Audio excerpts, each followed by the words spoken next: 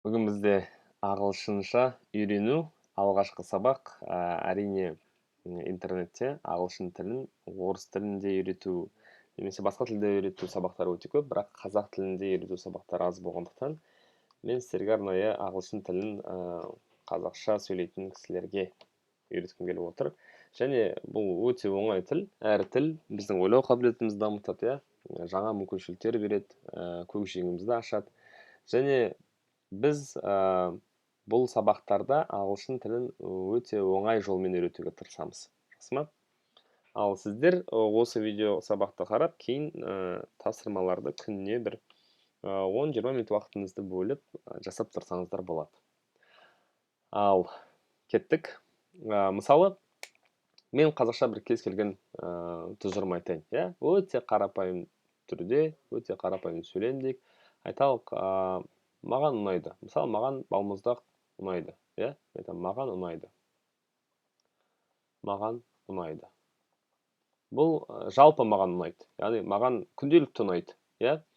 Немесе мен оны маған ұнады деп айта аламын. Маған ұнады деген сөз, ол қазір ұнамайды. Бірақ бұрын ұнады. Ұнады. Яғни, бұрын ол ұнады. Немесе маған ұнайтын шығар. Ұнауы мүмкін. Ұнау керек. Немесе маған ұнау керек десек,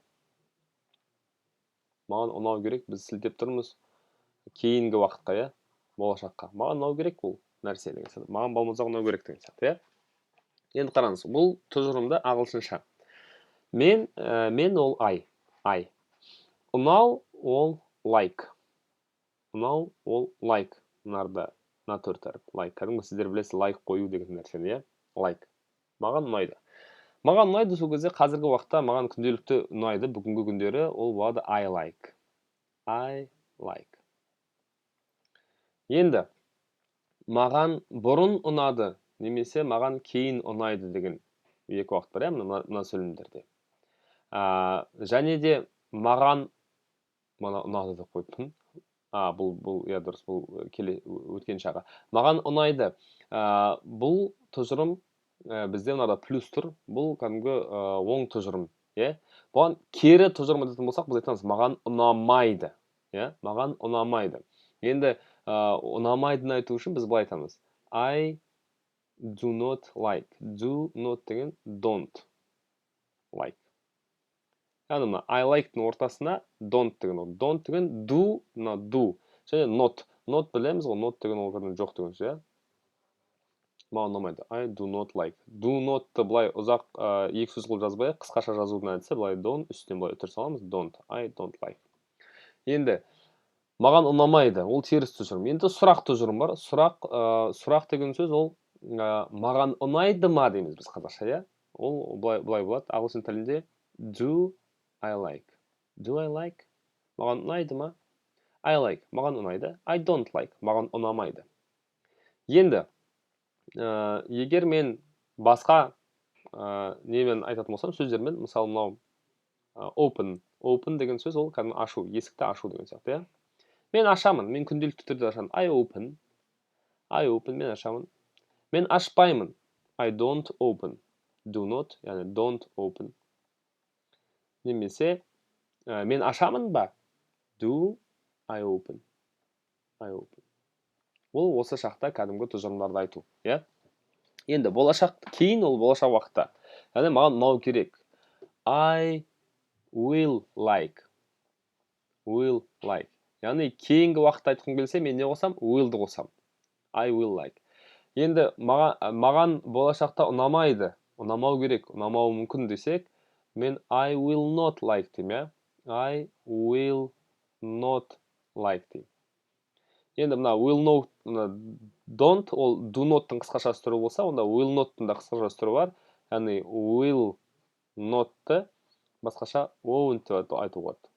Won't. Don't, ол do not болса, will not, ол won't болады. I will not like. Немесе маған ұнайды ма? Яғни болашақта маған ұнау мүмкін бе бұл нәрсе? Онда will I like? Will I like? Маған ұнайды ма? Немесе мен ашамын ба бұл есікті болашақта дегенсе, will I open болады, Will I open? Немесе мен болашақта бұл есікті ашамын. I will open. ертең мысалы. Немесе мен оны ашпаймын. I will not open. Yeah? Енді бұрын өтіп кеткен нәрсе айтты. Мысалы, маған ұнады бұрын десе, онда біз мынарда етістіктер бөледі. Ағылшын тілінде етістік бөлінеді.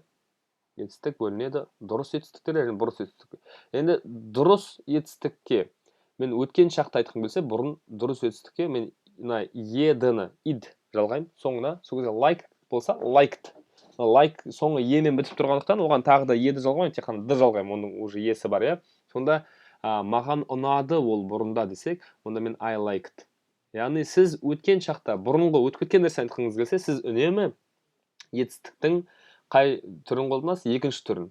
Енді дұрыс етістіктің екінші түрін қолдану үшін, дұрыс етістіктің екінші түрін қолдану үшін біз еді жалғаймыз. Мысалы, start, started, open, opened, close, closed есі бар дағын алғаймыз. Ал бұрыс етістіктер, оларға еді жалғанбайды, олардың екінші түрі өзгеше болады. Мысалы, go, ол жүру, went екінші түрі. Go деп жалғамаймыз. Yani бұрыс етістікке біз еді жалғамаймыз. Біз дұрыс етістікке еді жалғаймыз. Мысалы, take болса, take демейміз. Біз took. Себебі бұрыс етістіктің екінші түрі. Take, took, taken. Give болса, gave. Екінші түрі. Eat болса, ate. Яғни, eat ол жеу. Мысалы, тамақ жеу. Мен бұрын тамақ жедім десем, мен I ate деп айту керекпін. Яғни, бұрынғы затты айту үшін біз несеміз v. V деген бізде ол етістік. Өйткені verb. Verb сөзі ол ағылшынша етістіктің сөзі. Соның екінші түрін қолданамыз. Ал етістіктің екінші түрі дұрыс етістіктер үшін еді жалғау арқылы құралады. Ал бұрыстар үшін мына жерден қарап отырамыз. Мен сіздерге болашақта беріп толықтырып отырамын. Ал қазір осы төртеуі бізге жеткілікті. Енді қараңыз. I liked ол маған бұрын ұнады. Мысалы, кеше ұнады деуі мүмкін, иә? Егер бұған біз бұрын ұнамады десек, ол көмекші сөз did. Яғни мен I did not like деймін. Didn't деген қысқаша түрі I didn't like. Ол маған ұнаған жоқ. Бұрында ұнаған жоқ. Did I like? Маған ұнады ма? Did I like? Енді қараңызшы, сұрақ қоятын кезде біз мына көмекші will, do, did дегендерді алдына шығарып қоямыз сөйлемнің. Ал кері тұжырым айтатын кезде біз оның ортасына not жалғау арқылы will not, do not, don't, did not, didn't ортасына қою арқылы жасаймыз, иә? Енді егер біз басқа, мысалы I ол мен ба? Егер мен сен дейтін болсам, сен ол you. Немесе ол дейтін болсам, ол ер адамдарда he, әйел адамдарда she қолданады. It ол бұл, мынау деген сияқты.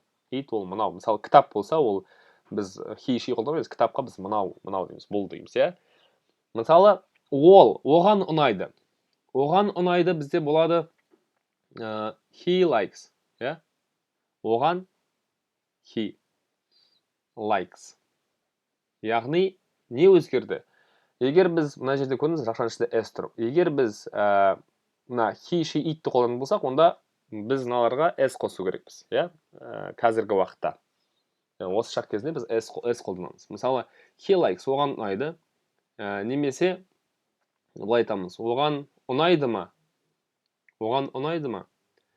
Does he like? Does he like? Яғни мына s-іміз бізде міне сұрақта тұр. Does. Енді do-ға s қосқанда мынау былай қалай айтамыз? Дауысты дыбыс болғандықтан оған e арқылы does. Does he like? Енді he don't like емес, he doesn't like болады. He doesn't like. Яғни he, she болса, ер адамдарға he, әйел адамдарға she. She likes. Does she like? Или she doesn't like. Оған ұнайды, оған ұнамайды. Оған ұнайды ма? Енді болашаққа сілтесек, кейін оған ұнайды ма десек, немесе кейін оған ұнайды. Мысалы, онда біз айтамыз he или she десек болады, әйел адам. She will like. Яғни бұл жерде s қосылмайды. S тек қай уақытта қосылады? S тек мына қазіргі уақытта күнделікті өмірде айтқан кезде, осы шақ кезінде айтқан кезде. She will like, немесе she won't like. Will not-тың қысқа түрі. She won't like. Немесе will she like. Оған ұнайды ма? Оған ұнайды ма? Өткен шақты айтатын болсақ, he liked, оған ұнады. He didn't like, didn't және де like бірінші формасын тара береді. Did he like, did he like. Енді қараңызшы, барлық жерде біздің мынау етістігіміз өзгермейді. Like, бар жерде like, don't like, won't like, бар жерде like болады. Бірақ бір жерде ғана екінші түрі тұрады.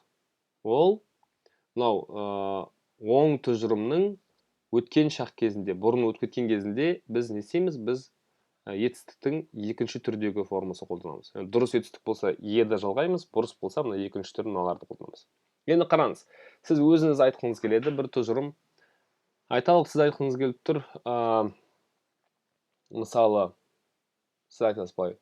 Біз, we деген бізде біз.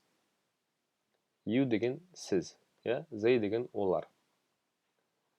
Сіз, сіздер, сен, сендер, осы қолданады. You қолданады. Біз мысалы, біз айталық бардық. Go ол бару. Мен айтып тұрмын бардық, яғни мен бұрынғы уақытқа тілеп тұрмын. Біз бардық. Яғни біз бардық деген сөз мына жерде болады. Мен go демеймін, we went деймін. Себебі мына жерде ғана бізде екінші түрдегі глаголдың етістіктің формасы қолданылады, We went деген сөз біз бардық. Ал барлық жерде мен go қолданамын. Мысалы, біз бармадық десем, мен айтамын we didn't go. Go бірінші түрін қолданамын. Көрдіңіз бе? Барлық жерде бірінші түрін қолданамын. Did we go? Біз бардық па? Did we go? Немесе do we go? Do we go? Біз бардық па? Біз барамыз ба? Яғни біз барып жүрміз ба қазіргі уақытта? Немесе we go. Біз барып жүрміз. We don't go. Біз бармаймыз, бармай жүрміз қазіргі күндері. We will go. Біз барамыз болашақта. We will not go. Біз болашақта бармаймыз. Ертең біз бармаймыз. Ертең біз бармаймыз десеңіз, we will not go дейсіз, Немесе біз барамыз ба ертең алғашқы болашақ уақытта? Will we go? Яғни байқасаңыз барлық жерде go тек қана бұрын өткен шараның оң тұжырымында біз не дейміз? Екінші түрде тұрған етістік қолданамыз. Go ол бару, take ол алу, give ол беру, eat ол жеу, тамақ жеу, мысалы, ас ішу. Close ол жабу, closed ол екінші түрдегі тұрған түрі, мына жерде қолданатын түрі. Start ол кәдімгі start, бастау. Start. Started болса, онда ол мына жерде қолданатын түрі. Яғни сіз қараңыз, сіз сұрақ қоясыз ба? Әлде оң бір тұжырым айтасыз ба? Әлде теріс тұжырым айтасыз ба? Осы үшеуіне қарайсыз. Және мынарда оны болашақта айтасыз ба кейінгі уақытта? Немесе қазіргі күндер айтып жүрсіз ба? Жасап жүрсіз ба?